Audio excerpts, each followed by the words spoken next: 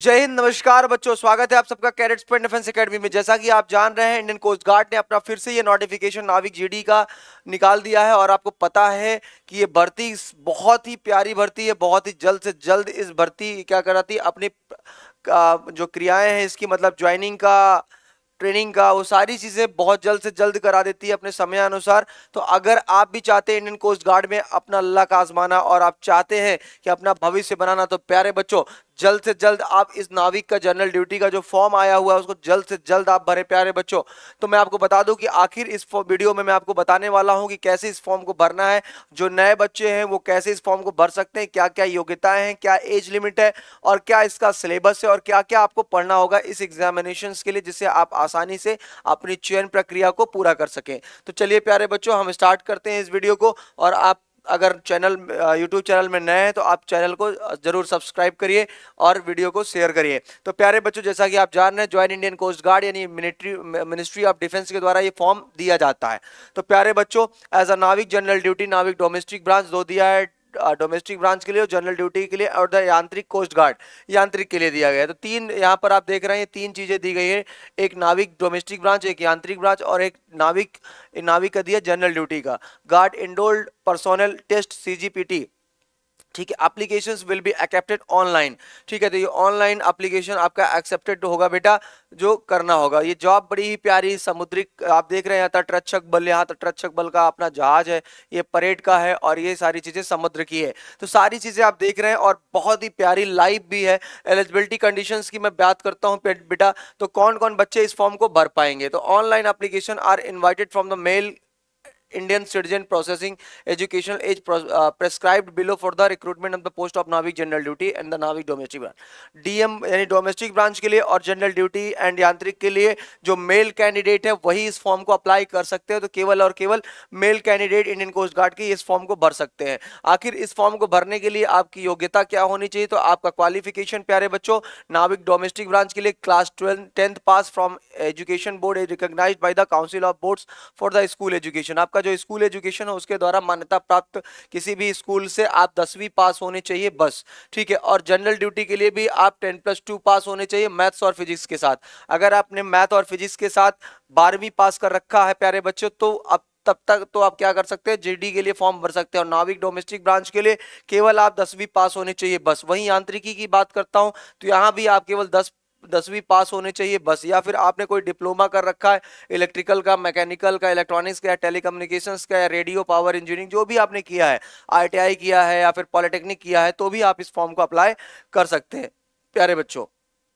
तो ये मैंने बताई कि आखिर इस फॉर्म को भरने के लिए आपका क्या एजुकेशन क्वालिफिकेशन चाहिए, और डिप्लोमा अगर है तो भी आप इस फॉर्म को भर सकते हैं। Electrical engineering, mechanical engineering, electronics, communication, radio engineering जो भी आपने किया है उसके थ्रू आप इस फॉर्म को अप्लाई कर सकते हैं प्यारे बच्चों, ठीक है। वहीं पर मैं आपको बता दूं कि स्टेज फर्स्ट में दिया गया है यहाँ पर, candidate to fill marks of all subject as mentioned in their mark sheet while filling the online application. Incorrect and incomplete filling marks of the online applications will be lead and the cancellation of the candidates। तो proper तरीके से आप हर एक marks को proper भरेंगे, fill करेंगे, कोई भी गलतियां नहीं करेंगे। Candidate applying the post of यांत्रिक and not possessions of the original diploma certificate prior stage 2 recruitment process has to mandatory and upload provisional certificate duly signed by the college university head during conduct of stage 2 recruitment। तो ये सारी चीजें आपका दिया गया है बेटा, क्या क्या यहाँ पर होता है। एज की बात कर लेता हूँ यहाँ पर, देखो प्यारे बच्चे, जब मैं एज की बात करता हूँ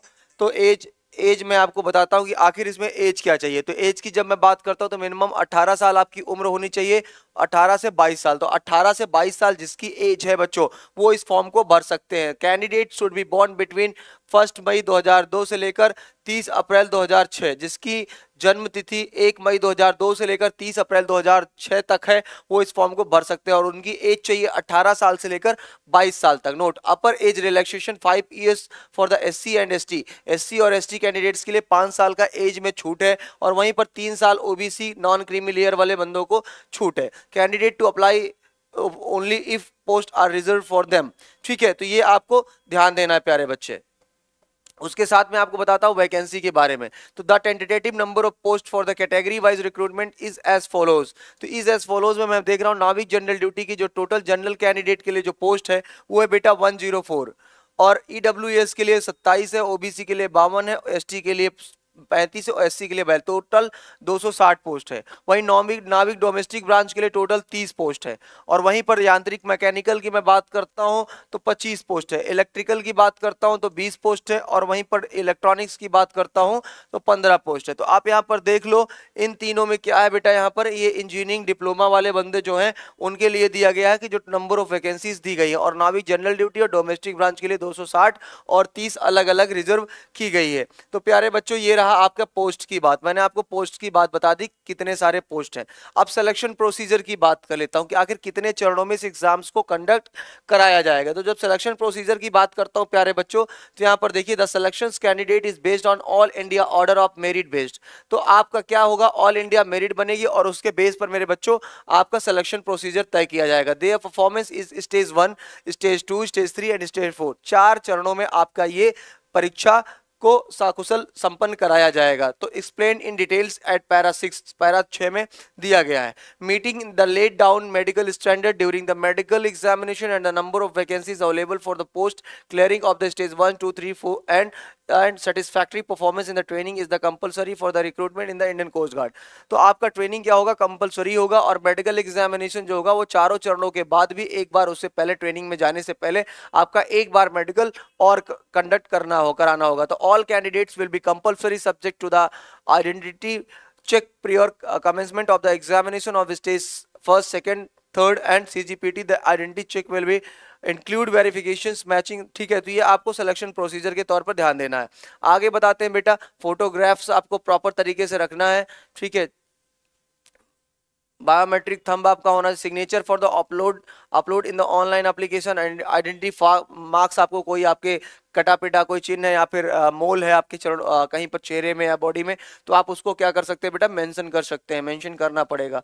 ठीक है, अब स्टेज 1 की बात कर लेता हूँ। पैरा 6 की बात कही गई थी कि पैरा 6 में एक बार आपको देखना पड़ेगा। तो जब पैरा 6 की बात करता हूँ तो स्टेज 1 में कंप्यूटर बेस्ड एग्जामिनेशन होगा, जहां पर देखते हैं डॉक्यूमेंट्स वेरिफिकेशन। तो डॉक्यूमेंट्स वेरिफिकेशन में आपको देखना है कि stage 1 candidates identify will be checked against the details filled by candidates in online application। the candidates will be required to bring following documents for the verifications while reporting at their respective examination centers। तो यहां पर देखते हैं प्यारे बच्चों, valid original identity proof, Aadhaar card, PAN card, voter ID और driving licence, passport as submitted uploaded in online application. तो 1 colour print out of the e admit card, black white print out of the, ठीक है, तो एक आपका coloured print out चाहिए, 2 in number, passport size colour photograph with the similar facial, ठीक है, uploaded for the SC and ST applications applicants only की बात कर लेता हूं। तो यहां पर देखेंगे original categories certificate and 2 photograph of the self attested SC ST certificate, original train bus ticket, cancellation cheque for the NEFT payment. मतलब जो भी है आप उसको ऑनलाइन तरीके से उसको आप दिखा देंगे कि आपने कैसे पेमेंट किया, वो आपके पास प्रॉपर तरीके से होना चाहिए। प्यारे बच्चों, स्टेज 1 की बात हो रही थी। अब यहाँ पर देखिए बायोमेट्रिक रिकॉर्डिंग की भी बात कर रहा है यहाँ पर। अब उसके बाद हम देख लेते हैं कि आखिर इसमें पेपर कैसे कंडक्ट करा रहा है। तो यहाँ पर देखिए नाविक डोमेस्टिक ब्रांच जो पोस्ट आपका है उसमें सेक्शन 1 आपका होगा रिटन एग्जामिनेशंस। तो रिटन एग्जामिनेशंस में जो कट ऑफ जाता है वो 30 होता है जनरल, ईडब्ल्यूएस, ओबीसी के लिए, और एससी एसटी के लिए 27 जाता है। वहीं नाविक जीडी की मैं बात करता हूँ बेटा, नाविक जीडी में सेक्शन 1 और 2 होते हैं, जहां पर 50 आपका जाता है जनरल, ईडब्ल्यूएस और ओबीसी के लिए, 44 जाता है एससी एसटी के लिए। Passing in the section 1 and section 2 separately is compulsory. दोनों सेक्शन कंपलसरी है, दोनों में पास होना जरूरी है। यहीं पर इलेक्ट्रॉनिक, मैकेनिकल और इलेक्ट्रॉनिक्स का भी देख लेंगे, तो सबका अलग अलग दिया गया है प्यारे बच्चों। अब मैं देख लेता हूं कि various selection of the written examinations में। तो यहाँ पर देखिए नेम ऑफ एग्जामिनेशन में सेक्शन 1 टोटल 60 नंबर का होगा, 45 मिनट का पेपर होता है, नंबर ऑफ क्वेश्चंस होता है 60 क्वेश्चन 45 मिनट का और 60 नंबर का आपका होगा। सब्जेक्ट वाइज की बात करता हूँ तो 20 question maths, 10 question science, 15 question English, 10 question reasoning और 5 क्वेश्चन जीके। तो 1 2 3 4 5 टोटल 5 सब्जेक्ट आप सबके सामने हैं। मैथ के 20 क्वेश्चन, साइंस के 10 क्वेश्चन, जनरल इंग्लिश के 15 क्वेश्चन, रीजनिंग के 10 क्वेश्चन और जीके के 5 क्वेश्चन। तो पासिंग मार्क्स आपका 30 हो गया, 27 हो गया, 2 आपका हो रहा है। क्लास 10th आपका सिलेबस प्रॉपर चाहिए, ये आपको ध्यान देना है। अब सेक्शन 2 की मैं बात कर लेता हूं प्यारे बच्चे, कौन सा, किसका, सेक्शन 2 का। तो सेक्शन 2 में देख रहे हैं मैक्सिमम मार्क्स आपका 50 का प्यारे बच्चे, टाइम आपका 30 मिनट का, टोटल नंबर ऑफ क्वेश्चंस आपके 50 है। तो 25 मैथ का हो गया, 25 फिजिक्स का हो गया, टोटल कितना हो गया प्यारे बच्चों, 50 क्वेश्चन हो गया। केवल इसमें कितना पूछ रहा है, 30 मिनट का पेपर होगा और 50 क्वेश्चन होंगे, जिसमें 25 मैथ का होगा और 25 आपका फिजिक्स का होगा। सेक्शन 2 है। सेक्शन 3 में देख लीजिए इलेक्ट्रॉनिक, इधर इंजीनियरिंग वाला सेक्शन आ जाता है। तो जो डिप्लोमा वाले बच्चे हैं वो प्रॉपर तरीके से इस वीडियो को देख लेंगे, आपको सब चीजें दिख जाएगी प्रॉपर, ठीक है। अब यहाँ पर देखिए the questions paper will be objective type, 4 option होगा, ऑब्जेक्टिव टाइप क्वेश्चन होंगे जिसके 4 उत्तर होंगे, ए बी सी डी, एक उसमें आपका सही होगा। There is no negative marking, किसी प्रकार की कोई नेगेटिव मार्किंग नहीं, कोई माइनस मार्किंग नहीं है। The detailed syllabus for the section 1, 2, 3 and the 4, 5 is available on the Indian Coast Guard website. Stage 2 में देख रहे हैं बेस्ड ऑन द परफॉर्मेंस दिया है सारी चीजें। असेसमेंट एडॉप्टेबिलिटी टेस्ट की बात करते हो, biometric verified candidates will be undergo OMR based assessment test, results will be announced after an hour conduct of the examinations, only those candidates who qualify the test process for the next phase of the examinations. तो ये सारी चीजें दी गई, प्यारी सी प्यारी चीजें दी गई प्यारे बच्चों। तो फिजिकल फिटनेस टेस्ट की बात करता हूँ, candidate undergoing PFT will do so that their own risk, all candidates are advised to be possessions of the of sports risk, ठीक है। तो ये सारी चीजें आपको देखना। अब यहाँ पर देख लेते बेटा फिजिकल फिटनेस टेस्ट का क्या इंपॉर्टेंस है। फिजिकल फिटनेस टेस्ट में आप देखिए 1600 मीटर की रेस है आपकी, to be completed in 7 minutes, 20 squats है, उठक बैठक है और 10 पुशअप है। तो ये 3 चीजें आपको करना है। All 3 test of PFT are to be carried out of the continuity without any break in 3 test will be lead to failing the PFT।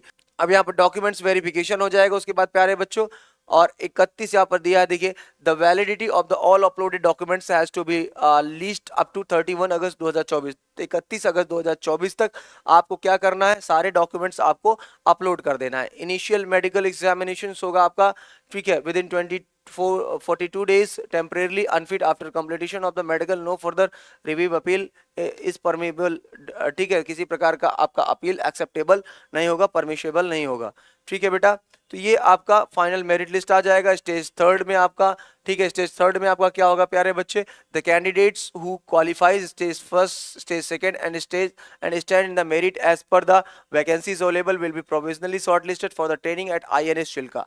आपकी जो ट्रेनिंग होगी वो आपका INS चिल्का में आपकी ट्रेनिंग होगी and will be issued with the provisional admit card. The duration of the stage 2, 3 is 1 to 2 days। Stage 3 involves followings. तो ये आपके डिटेल्स थे जो मैंने आपको बताया मेरे प्यारे बच्चों कि किन किन चीज़ों पर आपको विशेष तौर पर ध्यान देना है। Final medical at INS Chilka, last आपका जो मेडिकल होगा वो जब आप ट्रेनिंग पर जाएंगे उसी दौरान आपका मेडिकल चेकअप होगा प्रॉपर तरीके से प्यारे बच्चे। तो ये सारी चीज़ें रही जो मैंने आपको बताया, और इसके लिए आपकी बहुत सारी चीज़ें जरूरी है प्यारे बच्चों। अगर आप इंडियन कोस्ट गार्ड का बैच खरीदना चाहते हैं ऑनलाइन, तो आप हमारे प्ले स्टोर पर जाइए और प्ले स्टोर पर टाइप करिए कैडेट्स पॉइंट लर्निंग ऐप, या फिर आपको ऑफलाइन क्लासेस करनी है तो 9415402422 पर कॉल करिए और आप यहां पर ऑफलाइन क्लासेस ले सकते हैं, या फिर ऑनलाइन के जानकारी के लिए आप यहां पर कॉल करें। फिर मिलते हैं नए वीडियो में, तब तक के लिए जय हिंद, जय भारत, वंदे मातरम।